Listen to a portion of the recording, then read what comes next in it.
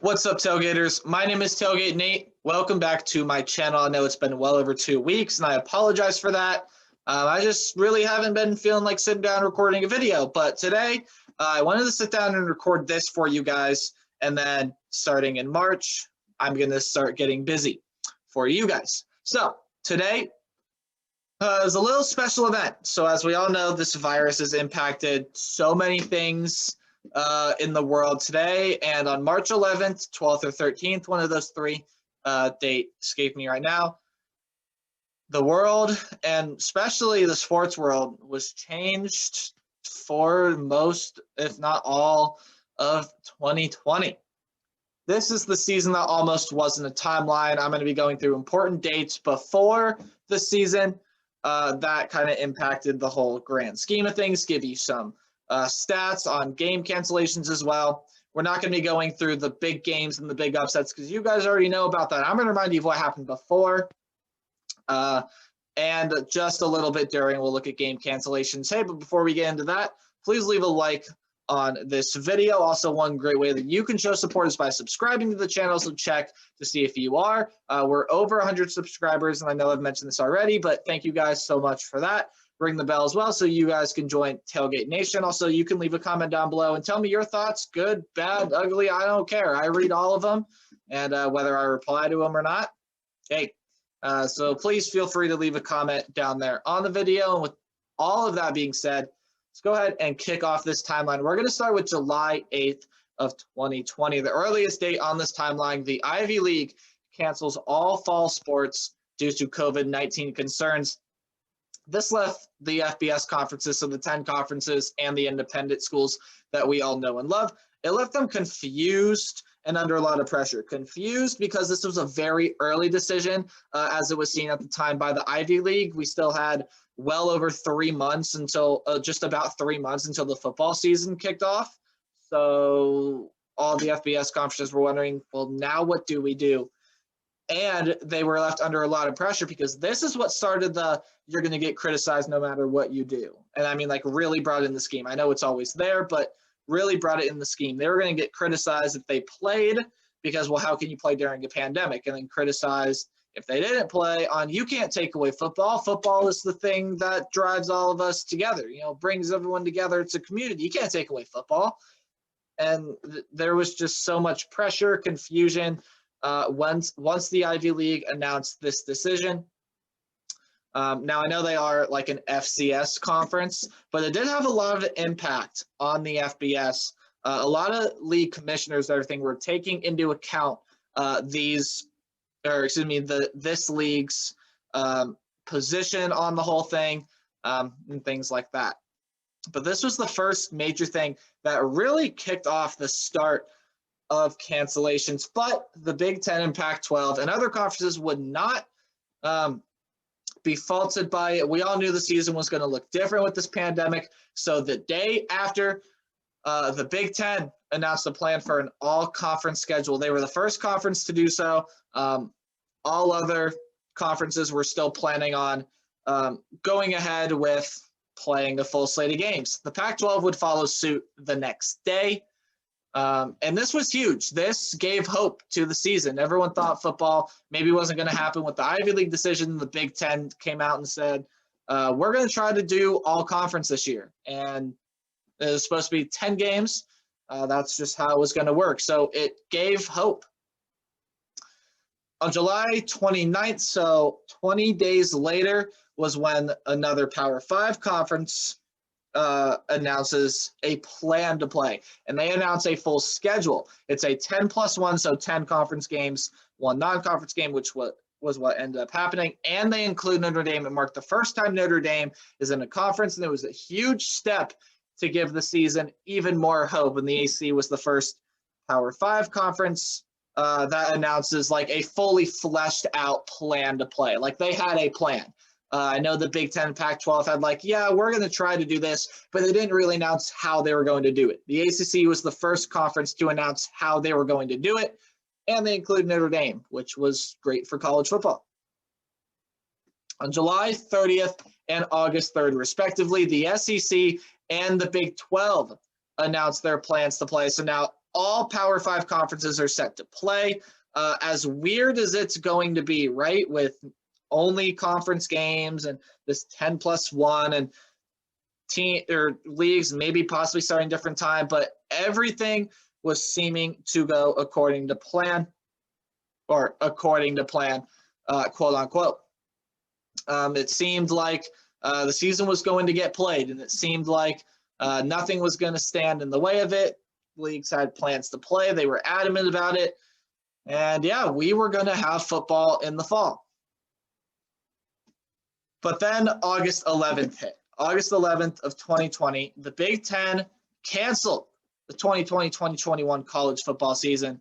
And it was the first Power 5 conference to exit the season. It was the third overall. The MAC and Mountain West had already done so, hoping to play football in the spring. The Big Ten aimed to do just that, and the Big Ten got attacked for this decision because it was seen as it's too early to decide. It's, we're a month away from football. How can you decide this now? And the thing they even got more scrutiny about was they announced a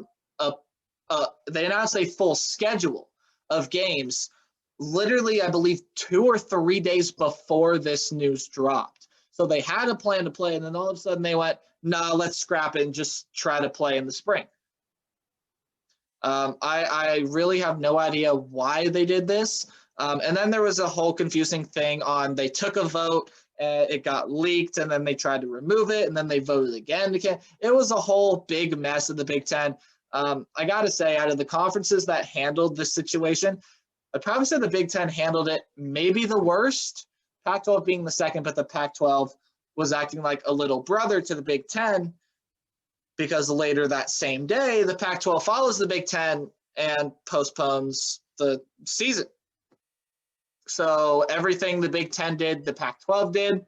They were acting like a little brother. Again, the second Power 5 conference to cancel the season, the fourth overall. And yeah, so we were going to have 3 Power 5 conferences playing football. I believe 6 overall. So that was going to be weird in and of itself. Again, this was as of August 11th.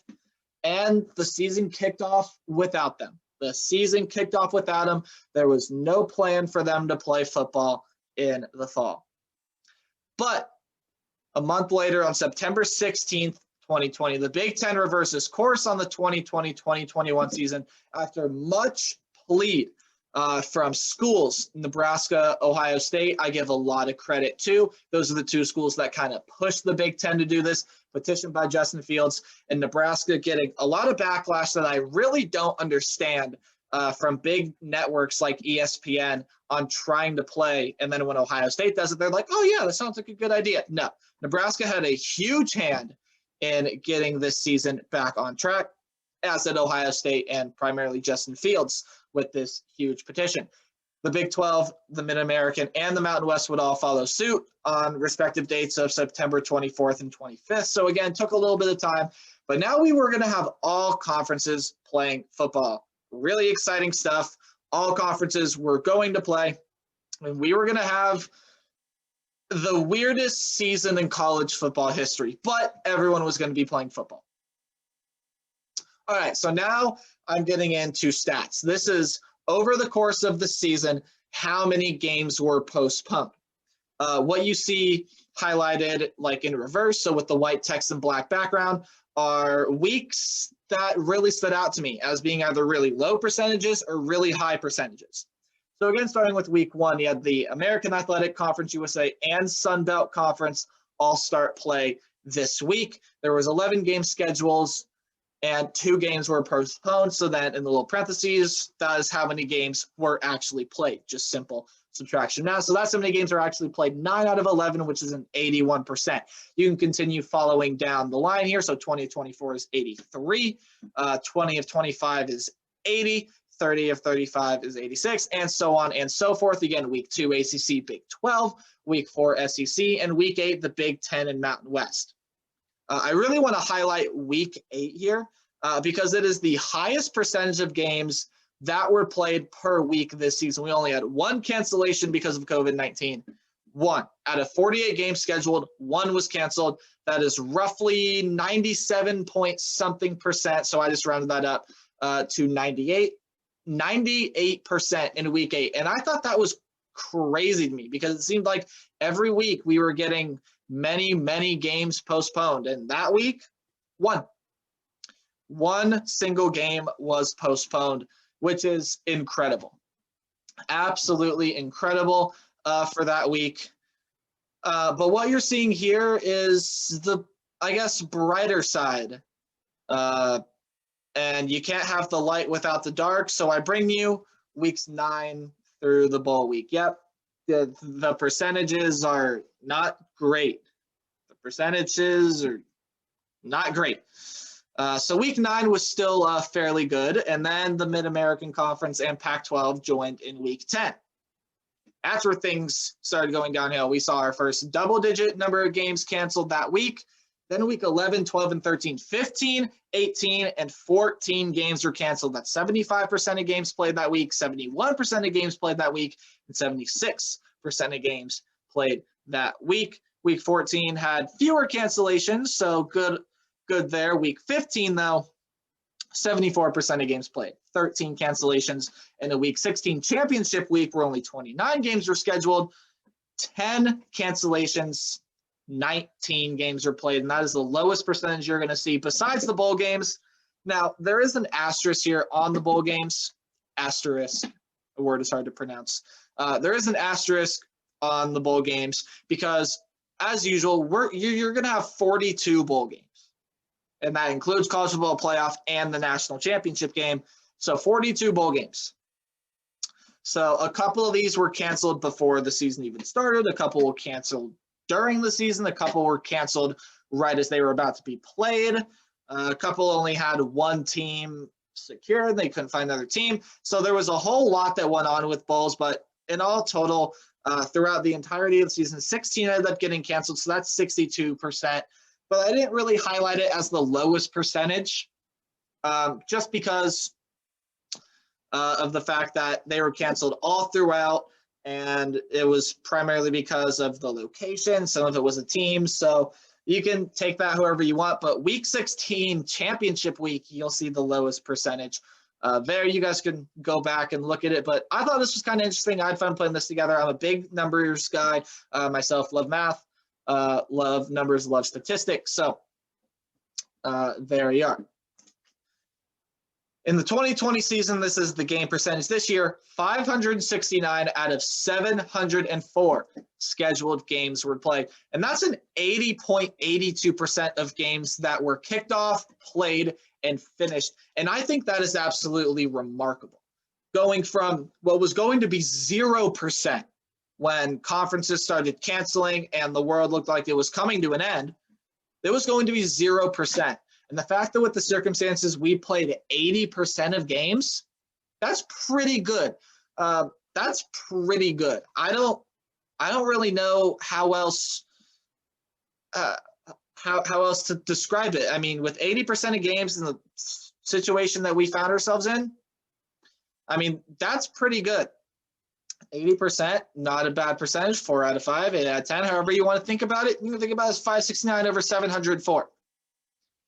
I thought that was very interesting as well. And by the way, before I did it, I just want to brag a little bit. I did guess how many games I thought were played out of the total, and I guess 568. So there you go. I know what I'm talking about. Then on January 11th, 2021, Alabama wins the national title in an unprecedented season. They beat the Ohio State Buckeyes 52-24 in what clearly was the most dominant team of the year, the Alabama Crimson Tide. No way anybody was going to beat them, period, end of story. The season that almost happened. It was fun, but chaotic, but also very fun. Very weird, chaotic, fun. Any words you want to use to describe this season, they probably fit somewhere. And the fact that this team was able to come out on top and do it as dominantly as they did, absolutely amazing. All credit to Alabama. All credit to Nick Saban. Hell of a coach, hell of a team. And in fact, credit to everybody that got up, persevered through this, and played. I have no idea how I would react as a player if I were to have played during these times. Of course, you want to play, but during these times, it could be really hard. I think that throughout all of college football, this was amazing. It was so much fun to watch different stories. There were great teams. There were some disappointments, of course, as you're going to have with every season.